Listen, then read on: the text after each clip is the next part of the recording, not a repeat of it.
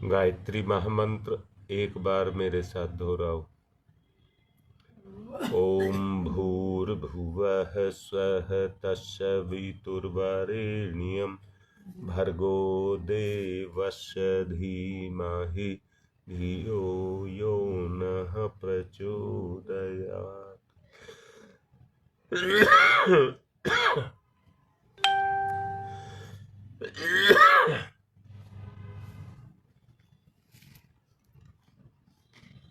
साधना का अर्थ ये नहीं है किसने कितनी सुविधाओं में अपने जीवन को जिया है।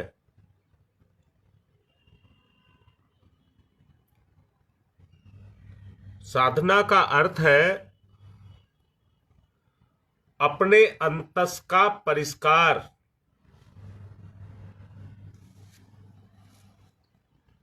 और साधना में इस चीज का भी कोई महत्व नहीं है कि आप स्त्री हैं या पुरुष हैं, इसका भी कोई महत्व नहीं है।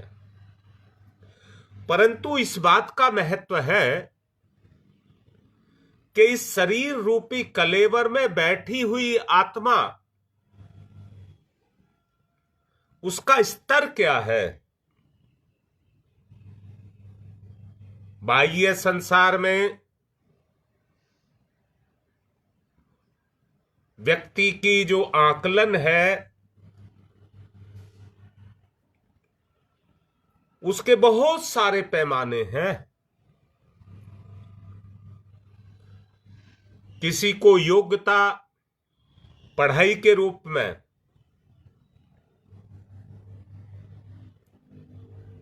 किसी की योग्यता रूप के रूप में,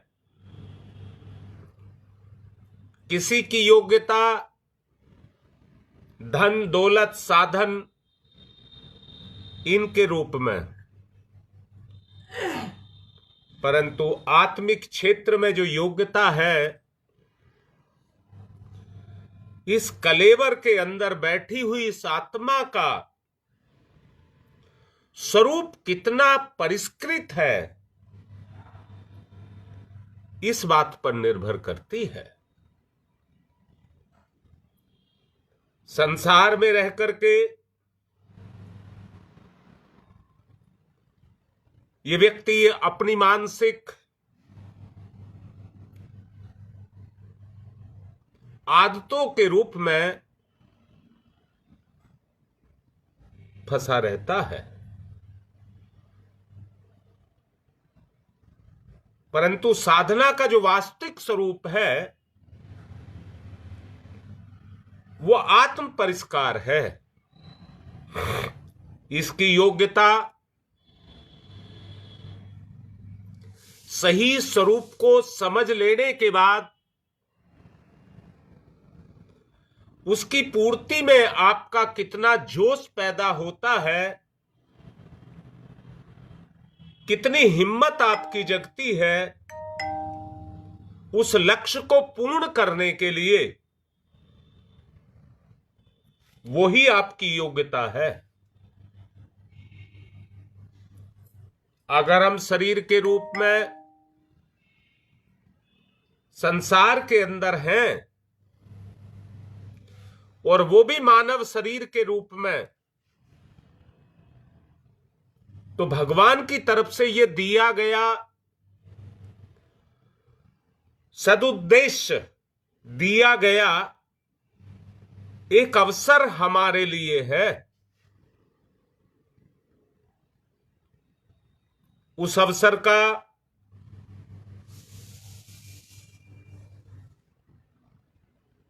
प्राण प्रण से जुट करके, बेटा मेरे ये शब्द पकड़ लेना, प्राण प्रण से जुट करके हम उस लक्ष्य की पूर्ति करने में अपने जीवन की कितनी आहुति देते हैं। यहां बहुत अच्छे से एक बात समझने की आवश्यकता है। अच्छाइयां और बुराइयां सबके अंदर होती हैं।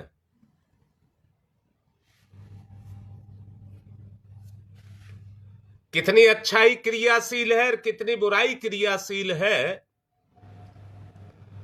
इसी से व्यक्ति का आकलन किया जाता है। इसलिए धैर्य और अनुशासित जीवन जीने की जो कला है, उसी को साधना कहते हैं। अब से पहले जिन्होंने साधनाएं की हैं,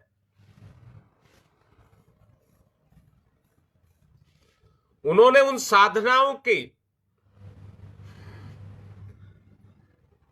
फल और उनके तरीके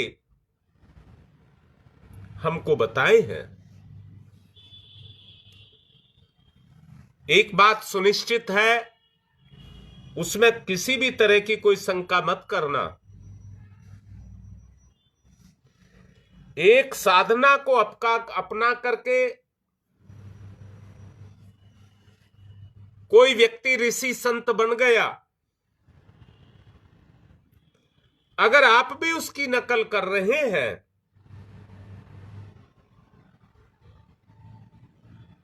तो आप उस लक्ष्य तक पहुंचेंगे या नहीं पहुंचेंगे, यह नहीं कहा जा सकता। बस कहा तब जा सकता है जब धैर्य और अनुशासित जीवन को आप जिएं।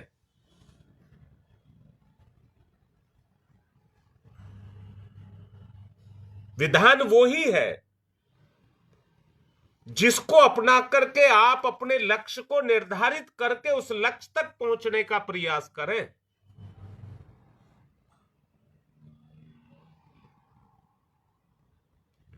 समस्त जीवन हमें अपने कायाकल्प में लगा देना चाहिए और कायाकल्प की दिशा में ही गतिशील रहना चाहिए। कायाकल्प की दिशा में ही गतिशील रहना चाहिए।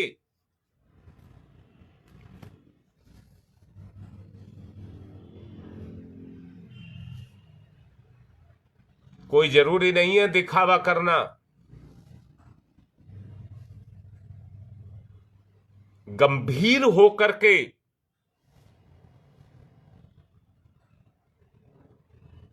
अपने साधना की ज्योति को जलाना चाहिए। अपनी साधना की ज्योति को जलाना चाहिए और ये ज्योति आपको लगन के रूप में दिखाई देगी। हमें अपना कायाकल्प करना है, अपनी विशेषताओं को क्रियाशील करना है।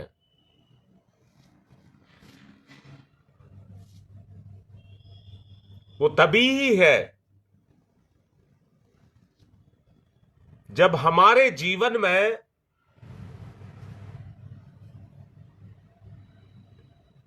उस तरह की ज्योति जलने लग जाए। ये जीवन का सच्चा सदुपयोग है। जीवन का सच्चा सदुपयोग है। संपत्ति इकट्ठा करना, बच्चे पैदा कर लेना, सुख सुविधाएं और साधन जुटा लेना और इसी पर अपनी मानसिकता को लगाए रखना, निरंतर धन की वृद्धि करते रहना, यह हमारा जीवन नहीं है। जीवन का वास्तविक स्वरूप समझें। जिस मनुष्य ने साधना के पुण्य पथ पर अपने कदम बढ़ाए, सर्वप्रथम अंतःकरण की पवित्रता, बार बार जोर दे रहा हूं, अंतःकरण की पवित्रता पर ही ध्यान दिया जाए।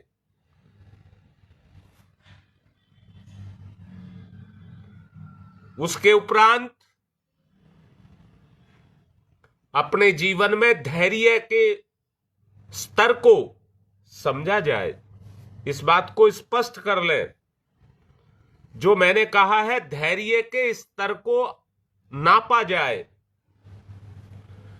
आपत्ति काल में, आपत्ति काल से मेरा मतलब यह नहीं है कि आप पर कोई मुसीबत आने वाली है, उसको आपत्ति नहीं कहा है। मेरा मतलब सांसारिक आपत्तियों से नहीं है। जो मानसिक आपत्तियां हैं, जो मुझे मलिन करती है, दुष्कर्म कराती है, स्तर को गिराती है, सोच को निकृष्ट बनाती है, धैर्य पूर्वक उनमें उपयुक्तता और अनुपयुक्तता के दर्शन करने चाहिए। उसके उपरांत आपको अंदर से यह सोच समझ करके आत्मिक प्रगति के लिए अपने आप को अग्रसर करना चाहिए।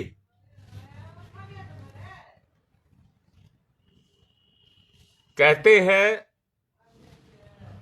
स्वर्ग में जाने के लिए सीढ़ियों से जाना पड़ता है। कहते हैं, पता नहीं है, परंतु मुझे एक चीज का समझ आया, सीढ़ियां और कोई नहीं है, अपने जीवन के स्तर को ऊंचा उठाना ही सीढ़ियां हैं। ये सीढ़ियां अपने अंतस में लगाई जाती हैं। ये सीढ़ियां अपने अंतस में लगाई जाती हैं।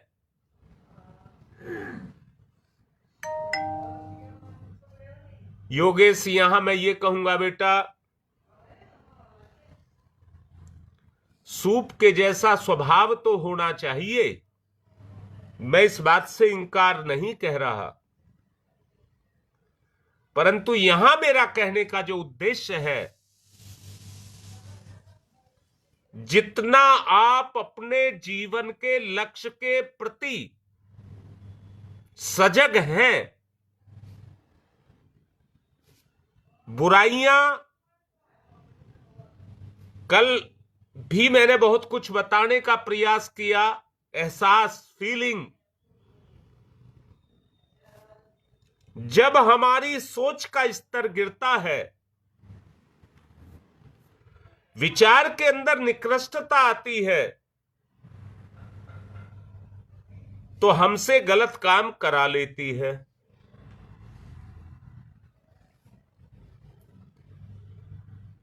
जब हमारी पकड़ जीने पर व्यक्ति चढ़ता है तो हाथ और पैर दोनों की पकड़ मजबूत बनाता है। पैर फिसलेगा तो हाथ से रोकेगा, और हाथ फिसलेगा तो पैर मजबूती से गड़ाए रहेगा।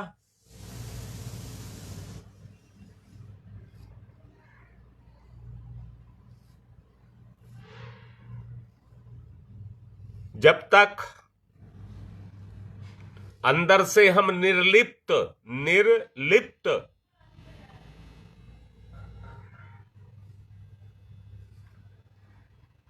नहीं बेटा, ललिता नहीं, आवरण हमारी सीढ़ी नहीं है, नहीं, सोच हमारी सीढ़ी है। आपके विचारों में कितना परिष्कार हुआ, कितनी हिम्मत आपके अंदर जगी कि आपने अपनी बुराइयों पर विजय प्राप्त कर ली। अब नहीं हो सकता पार।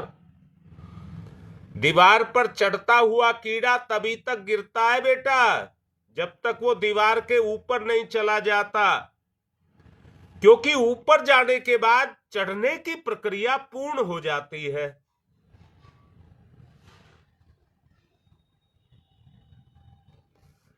अगर वो दोबारा, यहां बेटी ये भी बता रहा हूं, कीड़ा दीवार के ऊपर तो चढ़ गया, परंतु ज्ञान ना होने के कारण अगर दीवार से फिर नीचे की तरफ आ गया तो गिरने की संभावनाएं फिर से शुरू हो जाएंगी। जब तक उस अनुशासन में रहेगा, अनुशासन का उल्लंघन नहीं करेगा, बेटा मेरा मोटा मोटा बोल रहा हूं, हम भी बहुत सारे संकल्प लेते हैं बगैर किसी के कहे हुए कि ये काम गलत है, ये नहीं करेंगे। वो लेते तो है पर टिकते कितनी देर है।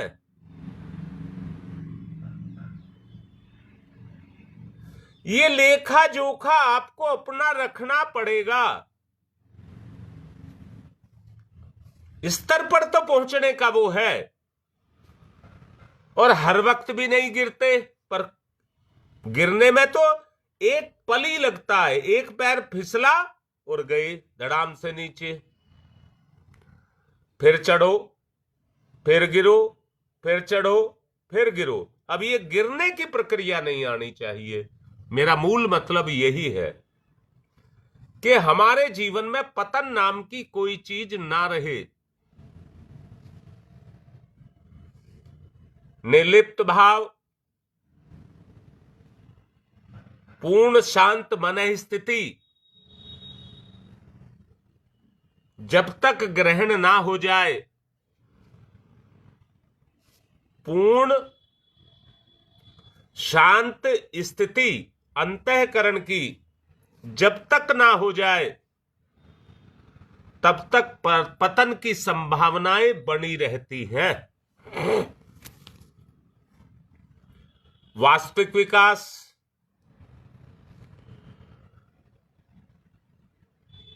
सच में जीवन का उन्नत अवस्था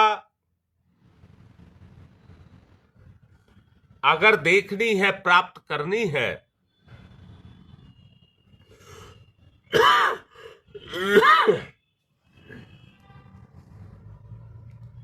तो हमें उन कारणों को धैर्य के साथ जीवन में धारण करना पड़ेगा। हां शकुंतला, यही बात सही है।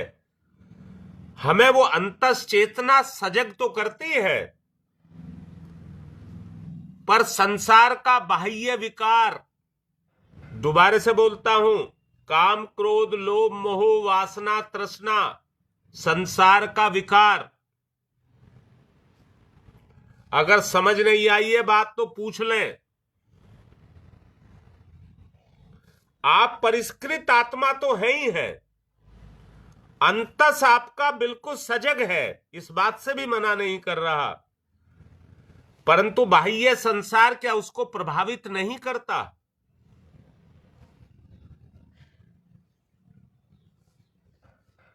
हाँ पूजा, यही मैं कह रहा हूं, क्योंकि हमारी इंद्रियां संसार के उन प्रपंचों से प्रभावित रहती हैं। कब आपकी सजग चेतना पर वो काम करने लग जाए, आप तो सजग इसलिए हैं कि मैं अपना परिष्कार करूं, पर उस परिष्कार के बीच में आकर के घुस जाती है वो, और जैसे ही घुसी पतन का क्रम शुरू। वो आपकी सजगता को ढक लेती हैं।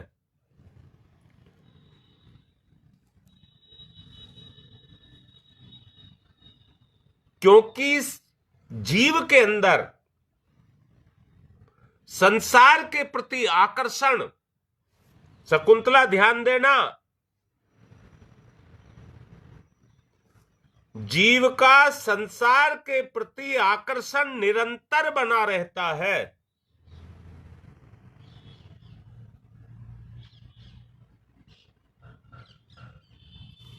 ये मानते हैं कि नहीं मानते हैं?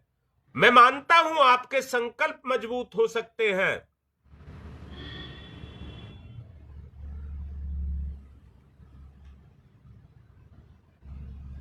शकुंतला, जो मैं जानता हूं तुम्हें अंदर से बहुत सारी खूबियां, विशेषताएं, खूबियां मत कहिए, विशेषताएं तुम्हारे अंदर हैं, परंतु विशेषताओं को भी जो गिराती है वो तुम्हारी कमजोरियां हैं। विशेषताएं 99 हो और कमजोरी 1 हो, वो एक कमजोरी ही आपकी 99 विशेषताओं को भी जमीन पर ला देती है।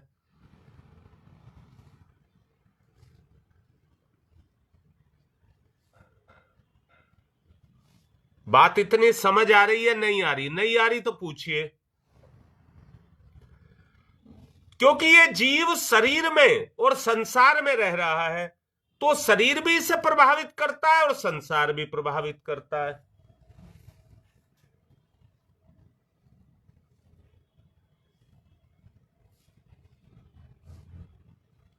कोई ना कोई मनोग्रंथि इस संसार में रहते हुए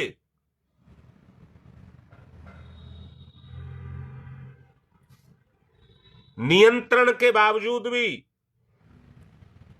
खुलती रहती है,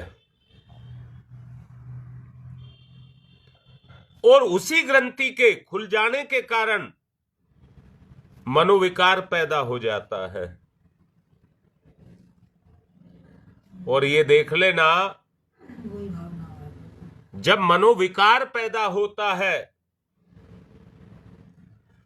तो आदमी की स्थिति देवत्व की नहीं रह जाती, राक्षस की हो जाती है। महसूस करो अंदर से, आप ही हैं। कल सुदेश मैंने तुम्हें अब आभास भी कराया था, जब तक आप अपने स्वरूप में स्थित हैं तो आप देवता हैं, और जैसे ही स्वरूप में सांसारिक आकर्षण आया, वैसे ही आप राक्षस हो जाएंगे।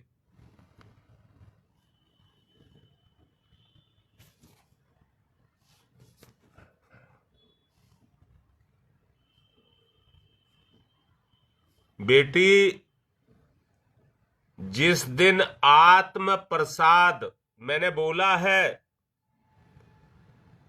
इस साधना में प्रसाद जरूर बांटना है।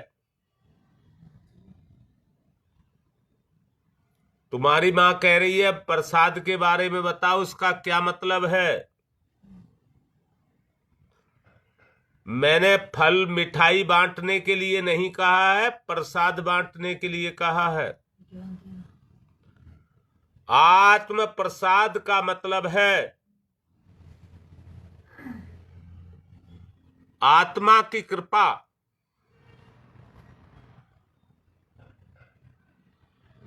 जो आत्मा दे रही है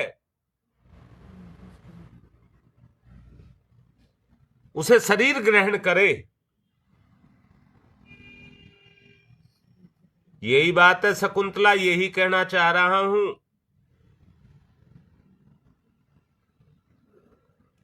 मैंने इसके लिए, शकुंतला ने मेरे से पूछा था, हां योगेश, शुभ विचारों का आदान प्रदान, ज्ञान का प्रसारण, भावनाशील योग,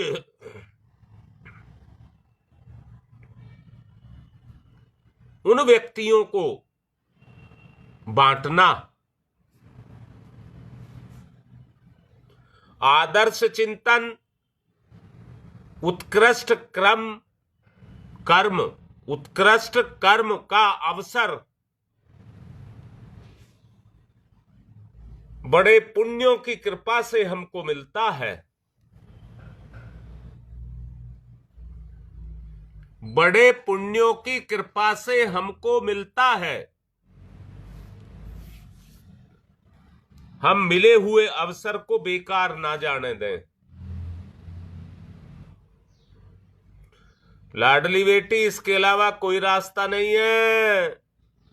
मुझे एक बात बताओ, चेतना भी तो अंदर से देखो बेटा, चेतना भी तो अपने चलने के लिए रास्ता ढूंढती है कि नहीं ढूंढती है? इस शरीर रूपी आवरण में बंद करके, जहां पर अंधकार और स्वार्थ, अंदर से देखिए, ज्ञान का अंधकार अज्ञानता के कारण और स्वार्थ की दीवारें। बोलो बेटा, जरा अंदर से सुनो, लेना कैसा लगता है और देना कैसा लगता है। मैंने बहुत पहले एक प्रवचन में बताया था, तुम्हें कोई 100 रुपए दे और बाद में कहे भाई मुझे जरूरत है 10 रुपए, उसमें से मुझे दे दो, तो जीव की स्थिति यह है, जो मिल गया वो हजम। 10 रुपए देने में जोर पड़ेगा, 90 खा लेगा पर 10 रुपए नहीं देगा। जी बेटी, जिसमें भाव होगा वही उसको ले पाएगा, इसमें कोई दिक्कत नहीं है, कोई गलत बात नहीं है। अब मैं आपसे पूछ रहा हूं, तुम्हारी चेतना का जो प्लेटफॉर्म है, क्या वो इस योग्य नहीं है जो मुझे संभाल सके?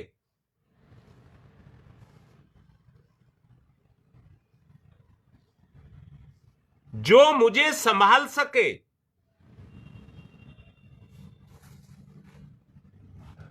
पूर्ण परिष्कृत मनोभूमि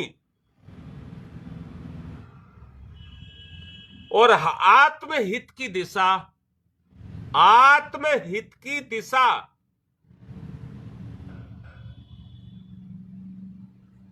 उस रास्ते को आपको ढूंढना है।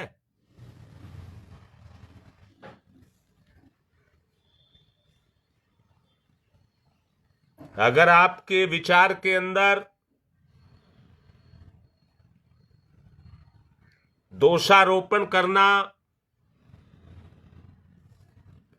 दृष्टि में दुर्भाव को रखना, प्रदर्शन करना, बढ़ चढ़ करके बात करना, अपने आप को वास्तविकता से अधिक तोलना,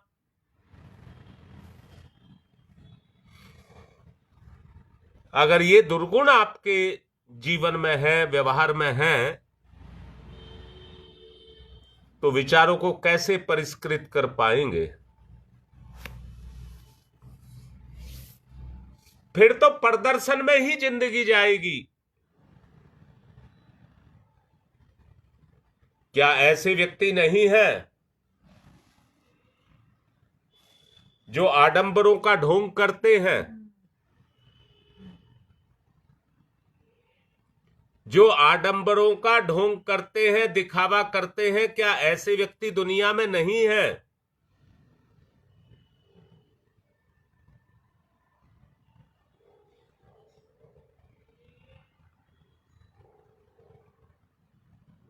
अगर है तो उनमें से तुम नहीं होने चाहिए। उनसे हमें शिक्षण लेना चाहिए।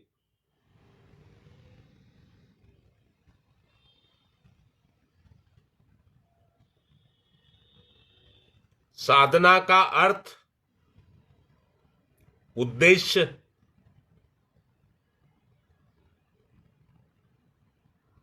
अपने आचरण में आदर्श बना करके पूर्ण प्रतिबद्धता के साथ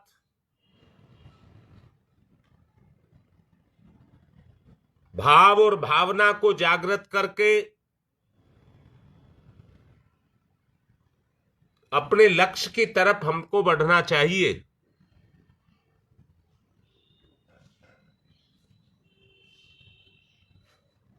अपने प्रति पूर्ण रूप से सचेष्ट रहना चाहिए।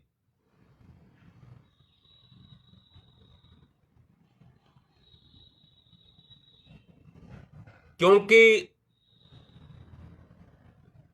बुराइयां ज्यादा सजग होती हैं,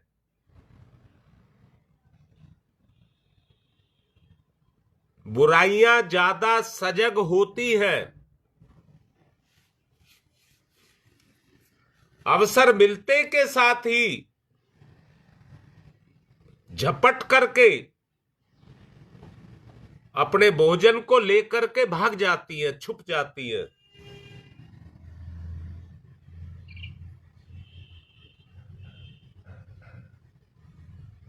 आपने ऐसे बहुत सारे जीव देखे होंगे दुनिया में,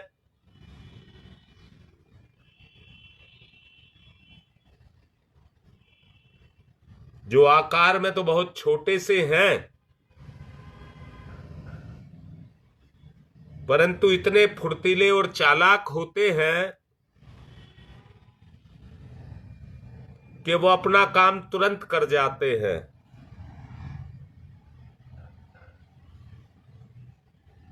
मुझे एक बात बताइए, इस दुनिया में चूहा है, अगर वो किसी का नुकसान ना करे, पेट भर ले, तो कोई उसे मारेगा नहीं, पकड़ेगा नहीं, घर से नहीं भगाएगा।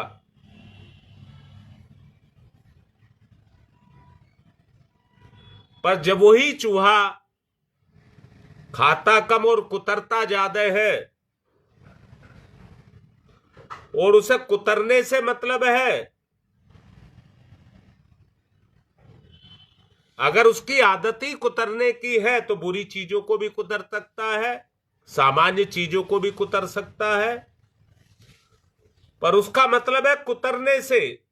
नोट हो, आपकी किताबें हो, आपके कपड़े हो, नए हो, पुराने हो, उन्हें किसी बात से कोई मतलब नहीं है, उसे अपना मुंह मारने से मतलब है।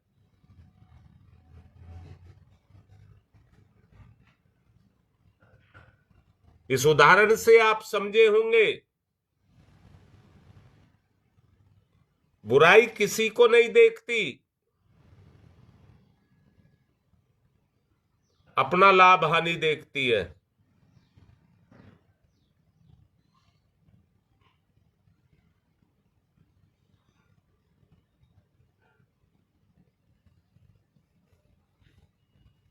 उसे किसी की कोई कीमती चीज नहीं दिखती, उसे अपने खाने से मतलब है।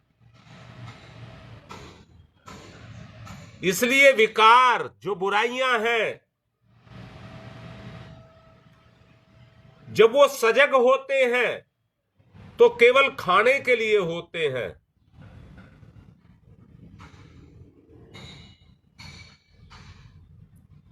और निरंतर व्यक्ति की चेतना पर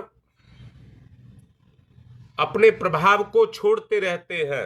अंदर से देखना, हमारे सोचने समझने करने का एक अपना तरीका है,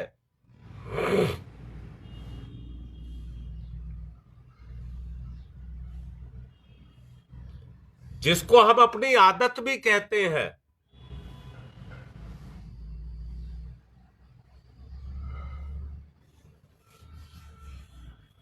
अगर आप बैठ करके अपना चिंतन करें तो उस चिंतन के माध्यम से आपको अपना बिगड़ा हुआ रूप दिखाई देना चाहिए। अपना बिगड़ा हुआ स्वरूप आपको दिखाई देना चाहिए, तभी अपने बिगाड़े हुए स्वरूप को सुधारा जा सकता है।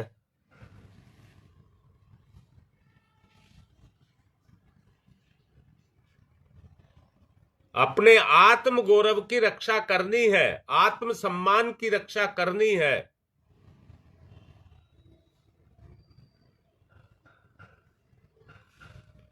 सच्चे स्वरूप की सच्ची आत्म प्रतिष्ठा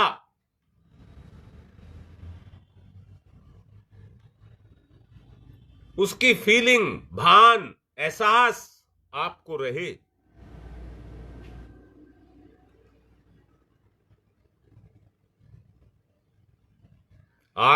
आत्म प्रतिष्ठा का भान अगर आपको रहेगा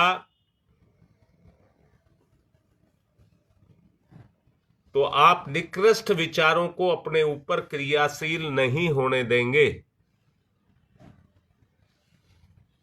निकृष्ट विचारों को अपने ऊपर क्रियाशील नहीं रहने देंगे। यही मौन है, यही मौन है। मुंह बंद करने को मौन नहीं कहते हैं। निकृष्टता को उभरने ना दें, सक्रिय ना होने दें।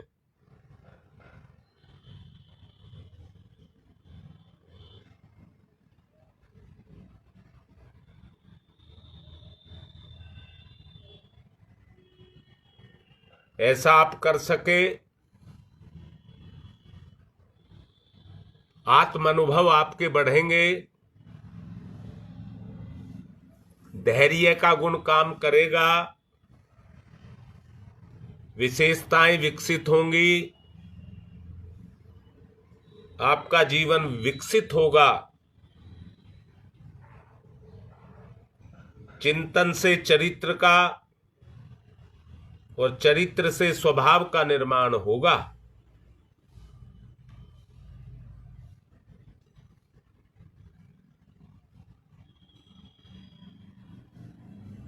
आवश्यकता है एहसास करने की, फीलिंग जगाने की। जितनी आपकी फीलिंग जगती जाएगी, आपकी प्रगति उस आत्मिक क्षेत्र में होती जाएगी।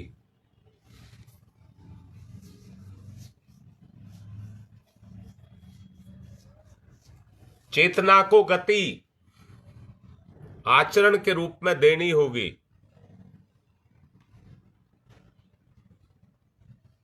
ओम तमसो मा ज्योतिर्गमय, तमसो मा ज्योतिर्गमय, तमसो मा ज्योतिर्गमय।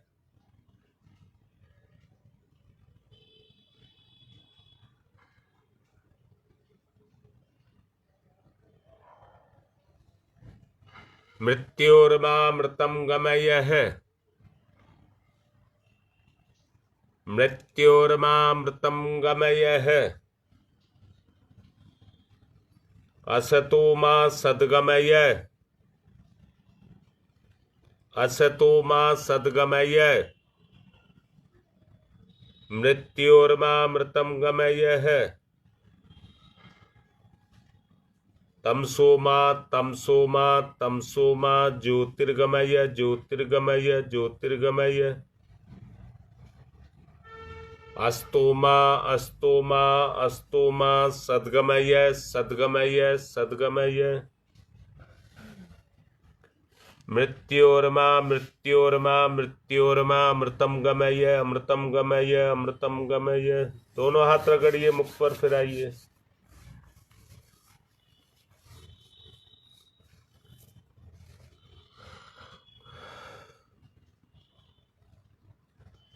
साधना में निरत रहें, निरंतर सदचिंतन का आचरण करें। आज की बात को यहीं पर पूर्ण कर रहा हूं।